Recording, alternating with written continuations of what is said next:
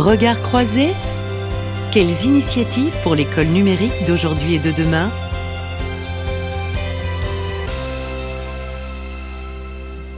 Et bonjour, bienvenue sur la radio de la direction du numérique pour l'éducation tout au long de la journée. Je vous le rappelle, nous vous donnons rendez-vous pour comprendre et décrypter les enjeux liés au numérique dans l'éducation, mais aussi pour découvrir des retours d'expériences, d'initiatives déjà en place. Alors, la révolution numérique et digitale touche évidemment, vous le savez, l'ensemble de nos organisations et est aussi porté, bien sûr, par nos usages. Le secteur de l'éducation n'est pas épargné et au contraire, l'écosystème EdTech qui se développe depuis maintenant déjà quelques années donne à entrevoir des perspectives intéressantes qui vont permettre au secteur de l'éducation de parfaire sa transformation digitale. Alors, qui sont les EdTech? Que représentent-elles? Quelles solutions proposent-elles? C'est ce que je vous propose d'évoquer maintenant avec Muriel Brunet, responsable EdTech et partenariat privé au sein de la direction numérique pour l'éducation. Également Marie-Christine Brunet, fondatrice Marie-Christine Levet, pardon, excusez-moi, absolument, tout à fait. Et c'est Muriel qui me corrige. Marie-Christine Levet, pardonnez-moi, vous êtes la fondatrice du premier fonds d'investissement consacré au EdTech et du capital. Vous êtes au téléphone avec nous et en présence également de Benjamin Viau, fondateur de Benelu. Vous commercialisez des espaces de travail numériques pour le primaire, des applications, on va en parler. Bonjour à tous les trois. Bonjour. Voilà, alors Marie-Christine Levet et du Capital, lancé le 8 novembre dernier. Ça fait une petite semaine à peine, félicitations. Et dans le même temps, j'aimerais vous demander pourquoi pas plus tôt. Alors écoutez, pour moi c'est le bon timing. La France est le premier pays européen à se doter d'un fonds d'investissement dédié au EdTech. Et la vague EdTech qui a démarré très très fort aux États-Unis et en Chine a démarré fortement en 2014-2015. Donc voilà, c'est le bon timing. Mais c'est maintenant qu'il faut agir. Il ne faut plus perdre de temps en France, mais c'est le bon timing. Et ce timing est la conséquence un peu du fait que toutes les industries depuis une quinzaine d'années ont été complètement bouleversées par le numérique, et donc c'est à l'éducation maintenant de s'adapter et de former les jeunes d'aujourd'hui à la vie digitale et de leur permettre de développer les compétences dont ils auront besoin pour réussir leur parcours de vie dans la société du XXIe siècle. Parce que ces compétences changent, elles sont de plus en plus obsolètes. Avant, les compétences duraient très longtemps. Maintenant, en très peu de temps, les compétences deviennent obsolètes. Et surtout, il y a des nouvelles compétences qu'il faut énormément développer, à savoir l'innovation, du travail collaboratif, de l'esprit critique. Toutes les compétences transverses dont on va avoir besoin finalement pour une vie future. Tout à fait. Alors, Jean-Michel Blanquer, le ministre de l'Éducation, a déclaré à la rentrée dernière finalement qu'il souhaitait que la France soit en première ligne du déploiement des EdTech et qu'elle soit avant-gardiste dans ce domaine. Muriel Brunet, quel état des lieux est-ce qu'on peut dresser sur ce secteur des EdTech? Il y a un observatoire qui a été créé, qui fédère finalement maintenant ce secteur.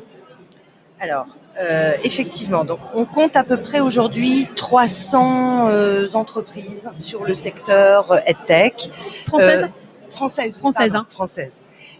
Oui, je parle de l'Observatoire, effectivement. Et de l'étude de loi, d'ailleurs, qui est très bien et qui présente cet écosystème. Elles ne sont pas toutes sur le secteur de l'éducation. J'évalue ça à peu près à un tiers sur le secteur de l'éducation. Qu'est-ce qu'on constate? On constate des acteurs historiques qui existent à peu près depuis une dizaine d'années. D'ailleurs, c'est à cette époque-là que la filière s'est constituée. Voilà, effectivement. Tout à fait. Et une accélération depuis les 3 dernières années avec des toutes petites structures qui viennent challenger, je dirais, sur des contenus innovants. D'accord. Est-ce qu'aujourd'hui, finalement, ce secteur, on le disait à l'instant que c'était le bon timing avec Marie-Christine Levet, bon timing finalement pour accélérer, pour se fédérer. On va en parler avec vous, Benjamin Vieu, dans un instant. Est-ce que justement, ces entreprises, vous disiez que c'était des acteurs très différents, qui n'avaient pas seulement dans l'éducation. Est-ce qu'elles arrivent à fonctionner ensemble? Est-ce que c'est encore dans un ordre dispersé? Est-ce que le marché se structure? S'il s'accélère, est-ce qu'il se structure aussi? Oui. Le marché structure, il est relativement bien équilibré d'ailleurs, parce que l'ensemble des publics sont adressés, que ça soit écoles, étudiants, demandeurs d'emploi, formation tout au long de la vie. On a un bel équilibre autour de ça. Je dirais qu'on a vraiment une offre très riche, très variée sur l'ensemble des secteurs. Alors, Benjamin Viaud, vous êtes, cofondateur de Benelu, hein, vous commercialisez finalement auprès des écoles primaires notamment des applications, c'est ça, des systèmes applicatifs pour des environnements numériques de travail. C'est bien ça, des services, des applications, des contenus pour les écoles primaires, absolument. Voilà, et vous avez également créé, membre fondateur d'EdTech France, qui fédère finalement ces acteurs et qui entend fédérer tous les acteurs français des EdTech, donc ces 300 entreprises dont on a parlé. Et aujourd'hui, voilà, c'est un mouvement qui se crée. Absolument, j'ai la chance de faire partie de la soixantaine d'entrepreneurs qui ont décidé de prendre l'initiative de fédérer les entreprises de l'EdTech, les gens qui ont décidé de rendre la technologie utile à l'éducation, à la formation. On a un boulevard aujourd'hui devant nous. Je rejoins Marie-Christine sur le fait que le timing est bon pour faire de la France une sorte de EdTech Nation. Il n'y a pas de fatalité à être en France une colonie numérique des États-Unis, de la Chine. Il y a aujourd'hui en France une quantité incroyable de talents, déjà 300 entreprises EdTech en France, qui ont pris le parti de démontrer à tous les endroits où il le faudra et à tous les endroits où l'occasion nous sera donnée que la EdTech est utile et de donner envie aux gens d'aller vers de la EdTech et de défendre aussi une certaine idée de la EdTech française, y compris sur la scène internationale. Donc on est très heureux de vous annoncer le lancement d'EdTech France. Alors cela étant, bien entendu, EdTech Nation, Startup Nation, c'est aussi la volonté d'Emmanuel Macron. On est quand même très très bien positionné avec la French Tech, notamment sur ce secteur, au-delà des EdTech. Pour autant, quel est le profil aujourd'hui des acteurs de cette filière finalement? Comment est-ce qu'elle se répartisse? Est-ce qu'on est sur du B2B, Muriel Brunet? Est-ce qu'on est sur du B2C? Est-ce qu'on est sur du B2B2C? C'est pas forcément simple, et on verra peut-être avec vous après, Benjamin, que intégrer les marchés publics, c'est pas aussi évident que ça. Effectivement, c'est pas évident. C'est pour ça que la majorité des acteurs étaient sur du B2B, mais on voit clairement les modèles, de par la difficulté d'accès au marché, évoluer soit vers des modèles duo, donc B2B et B2C, voilà. Et sur du B2C directement. D'accord. Aujourd'hui, c'est surtout, notamment le B2C, des parents, des élèves qui s'emparent de nouvelles solutions. Le périscolaire, les collectivités. Les modèles, je dirais, sont en train d'évoluer. Alors, fortement. Mais comment Marie-Christine Levé, allez-y. Si je peux ajouter quelque chose, je pense que ce marché ne se développera réellement que le jour où il s'ouvrira. Aujourd'hui, pour faire de la France un grand pays des EdTech, il faut vraiment faciliter l'accès au marché de ces jeunes sociétés qui innovent et qui osent disrupter les codes établis au secteur public. C'est vraiment, je pense, ce qui pourra permettre à la France d'être un grand pays, une grande nation de l'EdTech. Donc c'est toute la facilitation de l'accès au marché, de simplifier les process de décision, simplifier les process d'achat et donner plus d'autonomie aux professeurs et directeurs d'établissements qui utilisent au quotidien ces EdTech. Alors j'en profite justement pour vous dire qu'on aura demain ici même une émission consacrée justement à l'accès au marché public et la simplification des marchés publics, et ce sera avec vous, Muriel Brunet. Effectivement. Justement, pour revenir à vous, Marie-Christine Levé, précisément, est-ce que c'est parce que ce marché est encore difficile pour le B2B à accéder? Est-ce que c'est pour ça que les levées de fonds restent relativement faibles pour les entreprises des EdTech? On voit que ce sont encore des entreprises qui elles-mêmes ont un chiffre d'affaires qui reste relativement faible, jamais au-delà, a priori sauf exception, au-delà des 500 000 euros. C'est le cas des EdTech qui vendent à l'éducation publique. Aujourd'hui, le marché, et il y a beaucoup d'appétence pour les EdTech, parce qu'aujourd'hui, les sociétés qui sont dans le domaine de la formation professionnelle, de la formation tout au long de sa vie, ont trouvé des modèles économiques rentables et atteignent des bons niveaux de chiffre d'affaires, et on fait d'ailleurs des belles levées de fonds. Aujourd'hui, celles qui sont encore un peu plus jeunes, c'est justement ces sociétés qui ont du mal à trouver leur marché, et donc qui hésitent entre du marché B2C, toucher le parent direct, du marché B2B. Pour moi, c'est vraiment l'alliance entre des startups adoubées par des professionnels de l'éducation qui pourront réussir et qui, elles aussi, peuvent avoir une prolongation après vis-à-vis des parents. Mais c'est clair que ce marché-là avait un peu de mal à trouver son modèle économique. Benjamin Viaud, vous partagez, parce que alors vous qui vendez justement, enfin voilà, commercialisez, travaillez avec des écoles primaires, des municipalités du coup sur le primaire, c'est elles qui ont en charge des écoles primaires. Vous partagez cette idée de la difficulté finalement d'accéder à ce marché public?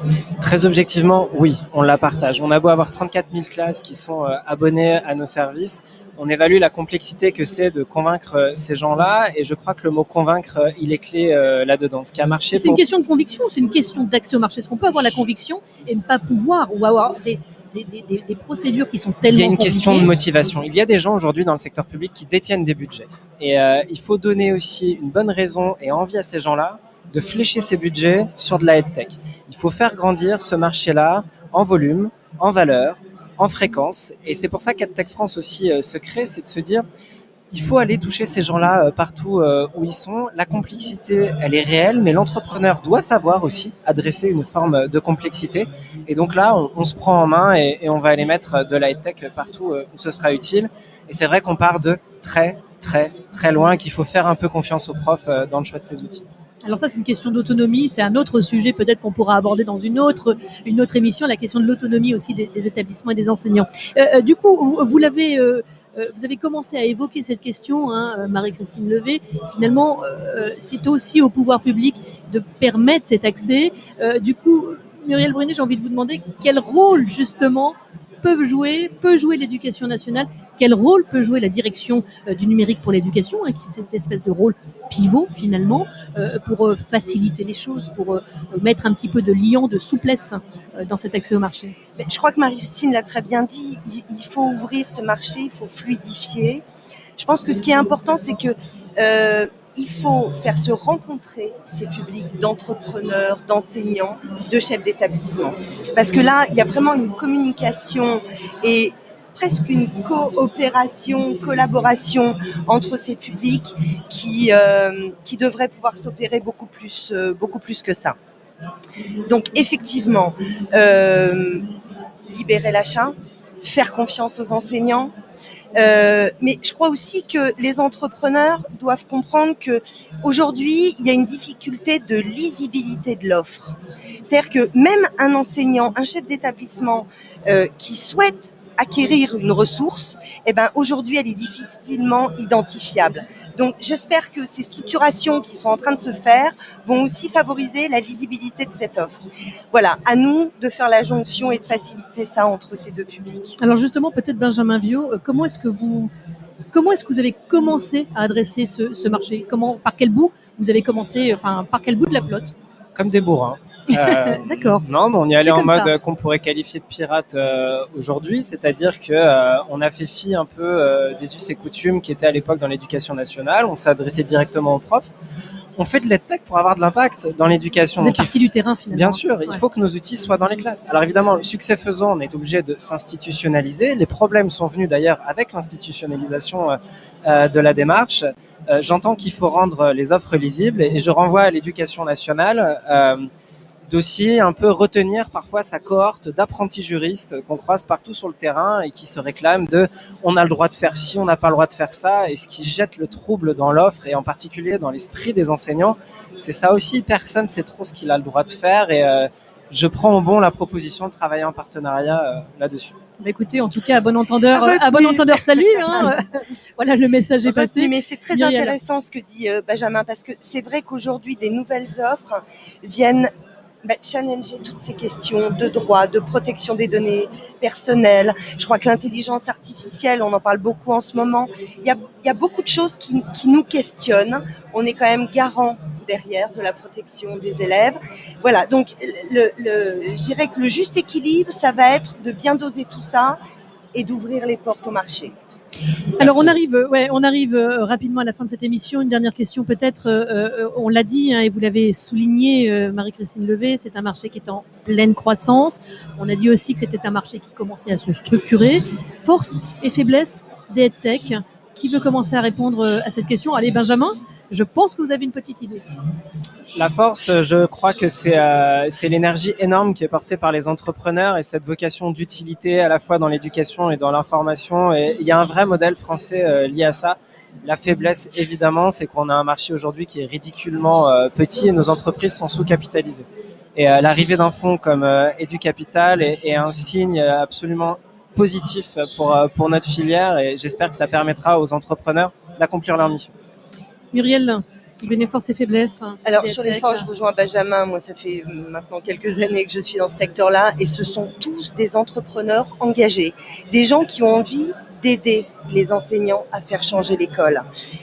Donc ça, je crois que c'est vraiment quelque chose, une idée à faire passer, des gens engagés, investis.